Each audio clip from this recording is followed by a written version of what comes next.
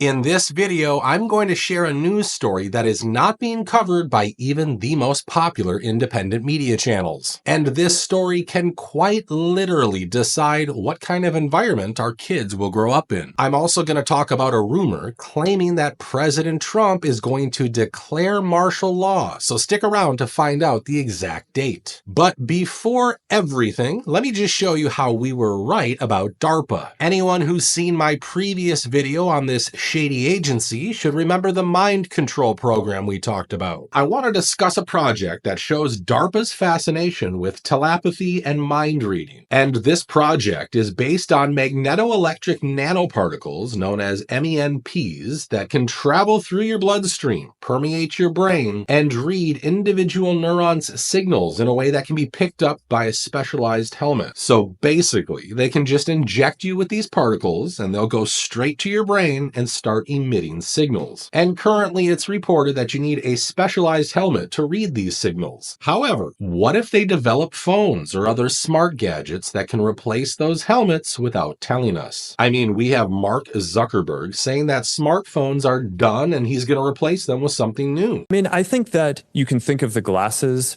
as the next computing generation's phone. So what are the chances that in 2 years we're all using these receptors that can read the signals coming from our brains? Well, it turns out the World Economic Forum is already encouraging tech companies to develop devices that can read your brain signals with AI. Wearable devices. So these are brain sensors that are starting to be embedded in everyday devices, but until now have been a number of niche companies that really have focused on mindfulness and meditation. The use of, for example, brain sensors that can pick up electrical activity in the brain at a pretty low resolution, but advances in AI have both improved what the signal is that can come from the brain and enabled the miniaturization of those products.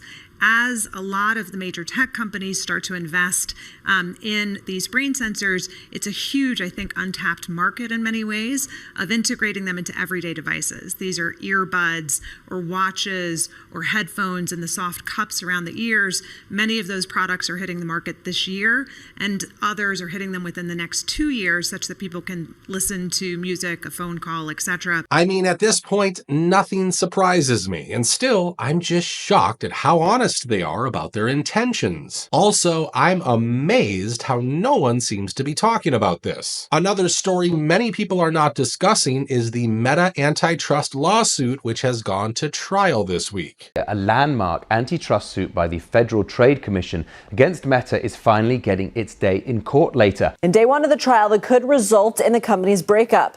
The FTC is accusing Zuckerberg's company of creating a monopoly and stifling competition by purchasing Instagram along with WhatsApp. Now, the lawsuit was initially filed on December 8th, 2020 by the Federal Trade Commission alongside 46 U.S. states.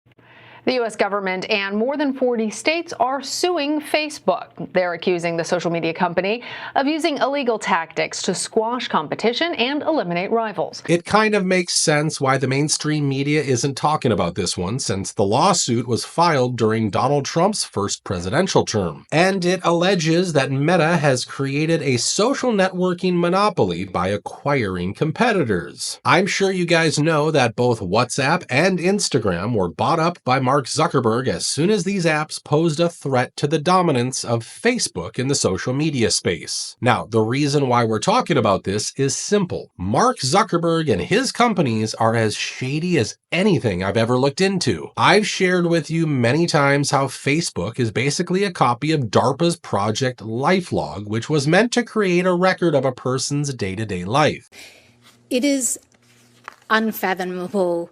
It's very, very hard to wrap your mind around the amount of data that this company has on each person who logs on to its service. Well, Meta has succeeded in that since more than 3.35 billion users are happily sharing their information with its platforms on a monthly basis. On top of this, we already know how Zuckerberg's companies are harming our children. Mr. Zuckerberg, in June of 2023, the Wall Street Journal reported that Instagram's recommendation systems were actively connecting pedophiles to accounts that were advertising the sale of child material.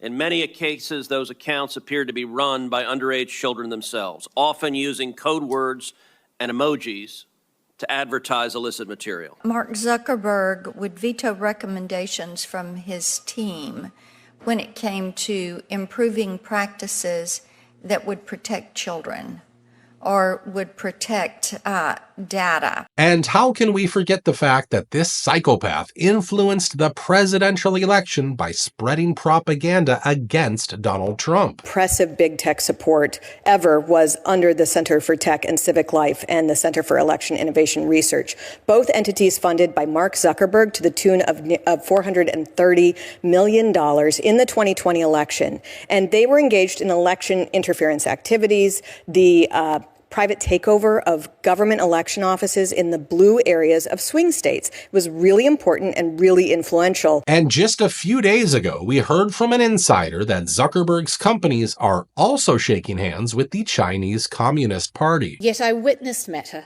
work hand in glove with the Chinese Communist Party to construct and test custom-built censorship tools that silenced and censored their critics. Funny enough, while talking about this, people at CNBC kept reminding us that this case might not be relevant anymore and how Zuckerberg is looking to make a deal with Donald Trump. He's been very supportive of this president. There had been some speculation that behind the scenes he was pushing for either some kind of settlement or for the case effectively to get withdrawn. Can we look back at a deal that was made, as I said, years and years ago and suggest that they should be broken up today? Look, folks, thanks to the greedy politicians, we have allowed companies like BlackRock and Vanguard to create financial monopolies in this country. Zuckerberg is just another example of this greed. So as far as I can see, we need to set an example and go after people like him while we still can. As for making a deal with Trump, I don't see that happening, even though Mark tried his best to get on President Trump's good side. And for a moment, I thought Trump might rescue him since he was invited to the inauguration as well. Is that the former McCarthy aide, right? I believe I saw the TikTok CEO just walk in as well. And Mark Zuckerberg is there as well.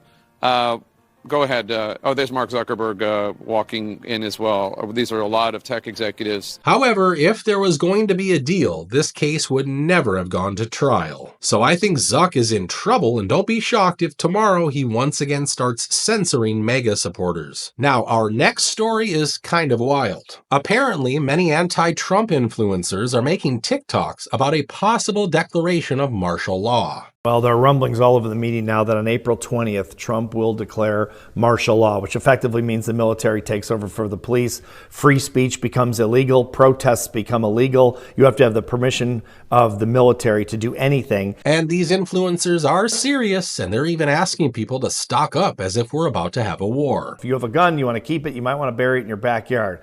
Stock up on food. Please stop spending money you don't have to spend. You may need it. Okay, if he shuts everything down, you're going to need some cash. You're going to need something. People are worried, have been, understandably so, for quite some time.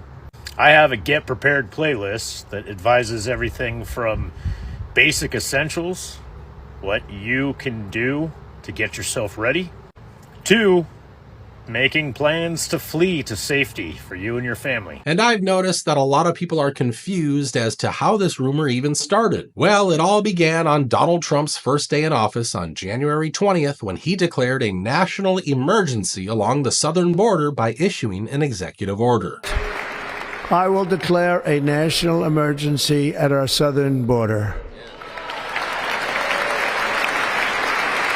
Now, attached to this executive order is the Insurrection Act of 1807, which basically gives him the power to deploy U.S. military forces on our soil. And this was the same act people thought he was going to use in the wake of January 6th when he made these remarks.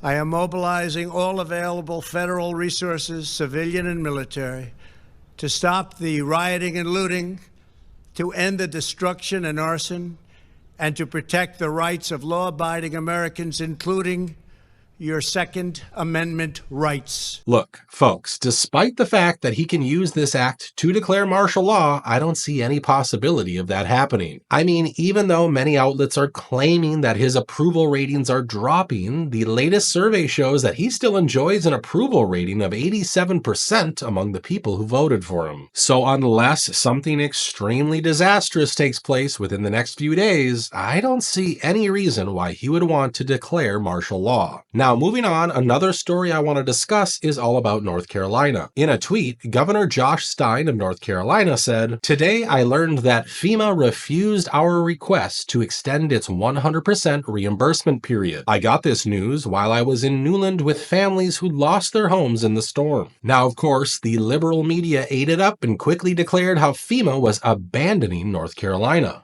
Well, tonight we're learning the White House denied North Carolina's request for FEMA to extend full reimbursement for Helene damages. The governor released a statement saying he's extremely disappointed and urges President Trump to reconsider the decision even for just 90 days. Normally, I wouldn't pay much attention to what a Democratic governor is saying, especially when the last Democratic governor of North Carolina basically told hurricane survivors to give up their land. You just shouldn't build back. And we've been able to convince certain communities and people that buyouts are better. Still, in a recent video, I saw a few comments from people who said that Donald Trump isn't helping North Carolina. Folks, as someone who's made dozens of videos about the massacre in North Carolina, trust me, I am not going to go easy on any politician who isn't doing their job of helping those victims. But if you want to know what's really going on with the recovery efforts, you have to follow local influencers who've been showing us the ground realities for months. And here's one such creator explaining the reality of this FEMA decision. So FEMA is still covering the vast majority of the cost of debris removal, and they're not going anywhere. The Army Corps of Engineers is still here, and they will be doing private property debris removal too. They started 2 weeks ago. Yes. So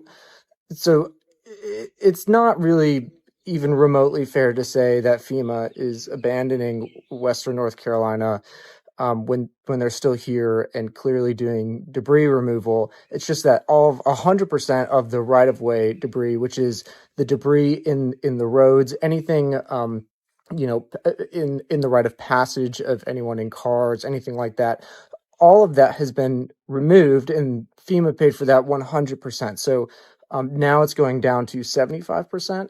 And that's what it seems like. Which Josh Stein left out of his tweet, which was super frustrating. And I think the one thing that is bothering me in all of these messages that we're attached to is FEMA has a massive responsibility. That's why we have argued for months for FEMA to help more. The state also has a massive responsibility. And it's not just them advocating for, FEMA to come in at 100% instead of 75%. They need to also set up a plan for rebuilding homes. That's not FEMA's job. And that's the thing, folks. The state will also need to direct some of its funds to help out the people. I mean, let's talk about a study that showed how North Carolina has been supporting illegal aliens by allocating $1.5 billion for education, $1.2 billion for healthcare and other general services, and $461 million for police and corrections. Now, it might just be a crazy idea, but what if we just use some of that money to help the people who gave the state this money in the first place by paying taxes? When Donald Trump shook hands with Larry Fink, I was the first person to criticize him, and I even made a whole video about it. However, from everything I've seen, there is actual recovery happening in North Carolina, even if it's slower than what's needed. So I'm still asking the government to help out the victims of this tragedy as soon as possible. But in the meantime, I ask you to not pay any attention to people who just want to steal your land. I'm also asking you to share this video with as many people as you can, because it is becoming clear that videos on this channel aren't getting any love from the YouTube algorithm. So if you like these videos, you can help by leaving comments, subscribing, and also hitting that like button. I'm always happy to read your perspective on things, so don't forget to share your thoughts with everyone in the comment section. As always, thanks for watching, and I'll see you on the next video.